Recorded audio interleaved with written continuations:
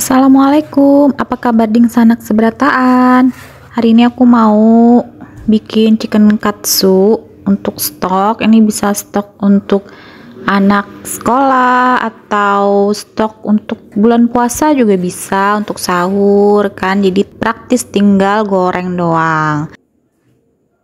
Nah, ini aku bikinnya dada ayam 1 kilo yang fillet. Ini aku iris-iris dulu yang agak tipis, nggak terlalu tipis juga dan nggak terlalu tebel, ya sedang-sedang lah, tergantung selera sih gimana maunya. Terkadang ada juga orang yang habis diiris kayak gini dipipihin lagi gitu loh, dipukul-pukul dulu supaya dia melebar, tapi aku ini enggak ya, aku iris langsung, nanti aku marinasi aja biar agak tebel aja gitu, jadi nggak berasa tepung doang.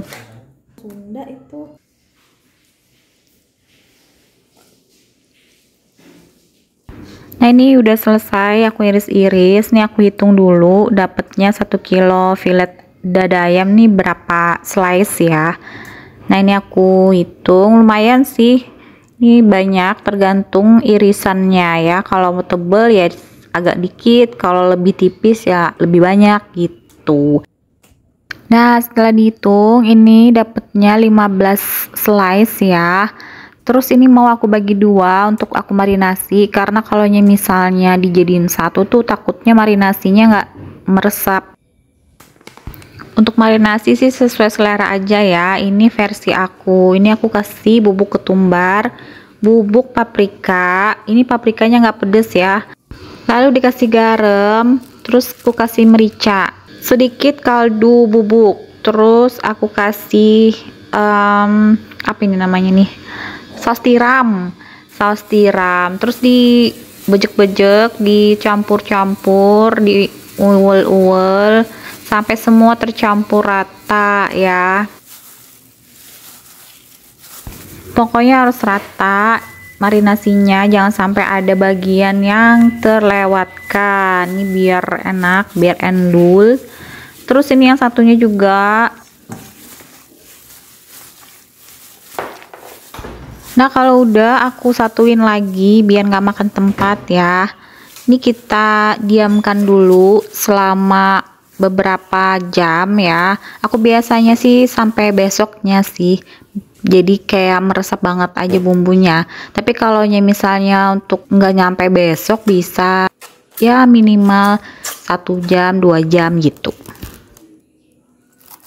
Ini aku tutup pakai plastik, terus aku mau diamkan ini semalaman di kulkas, tapi yang di biasa aja, jangan di freezer.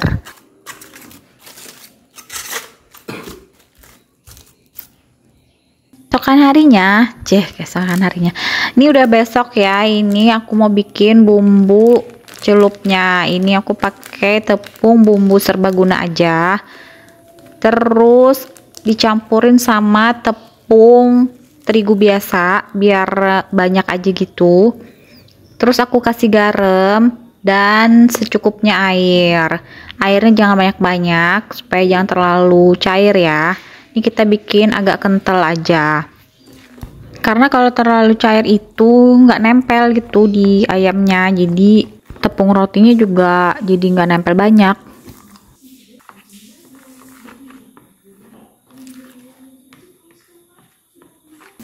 Untuk tepung rotinya terserah aja ya, merek apa aja dan bentuknya seperti apa aja. Kalau aku ini campuran warna kuning sama putih dan nggak terlalu halus. Ini aku sediakan tempat untuk nanti kalau sudah dikasih tepung roti. Nah, ini pertama-tama aku celupin dulu langsung aja di tepung basahnya. Ini harus rata ya, harus bener-bener tercelup. Nah, setelah itu dibalurkan dengan tepung rotinya. Ini juga harus bener-bener rata, jangan ada yang terlewat, dan sambil ditekan-tekan. Nah, biar tepung rotinya nempel, jadi nggak lepas-lepas gitu. Kalau udah nih kita taruh di wadah. Terus sebelum kita timpa dengan yang lain itu kita kasih plastik dulu, atau kertas roti, kertas minyak boleh, supaya enggak menempel satu sama lain. Lanjut sampai semuanya selesai.